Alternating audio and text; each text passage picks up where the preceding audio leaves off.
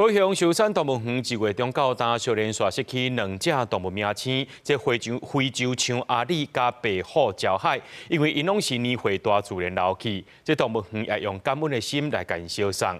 不过，这2大康泉园区未来要安怎利用，也引起众人的讨论。动物园表示讲，礁海园区会先选一只名加拉虎来遮大，啊那阿里这区呢，会搁再引进大型的食草动物。他前几天过世了。民众来到高雄寿山动物园要看虎，听讲有白色的虎兴市市走来看，四界拢找无影。听到记者讲白虎礁海已经过身几多天，拢感觉真无彩。寿山动物园对2月中开始小刷送走2只大型动物，包括白虎礁海，也有非洲象阿里。高雄市观光局表示，这2只拢是寿山的名册动物，因为年岁大，身体也开始搞毛病，落尾拢是自然老去的。观光局也感谢因为高雄的大人囡仔带来这么多美好的回忆。那他们都是属于偏高龄的这个动物，尤其是昭海爷爷，其实已经是人类年龄大概90几岁。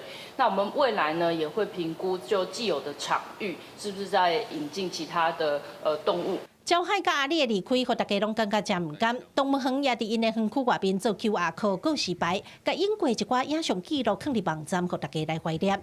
不过个空落来园区看起来有淡薄稀微，大家也开始讨论这2大园区要做啥物利用。动物园表示已经有伫咧规划当中。非洲象展示区，那因为原本的条件就是比较适合大型的草食类动物，那后续我们会来评估适合引进的物种。我刚刚看到他们只有那个有点像是造景的。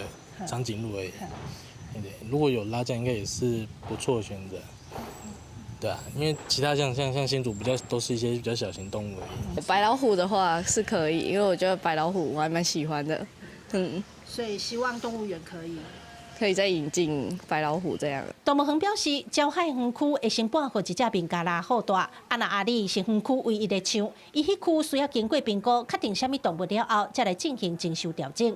记者柯家如柯昭阳高雄场报道。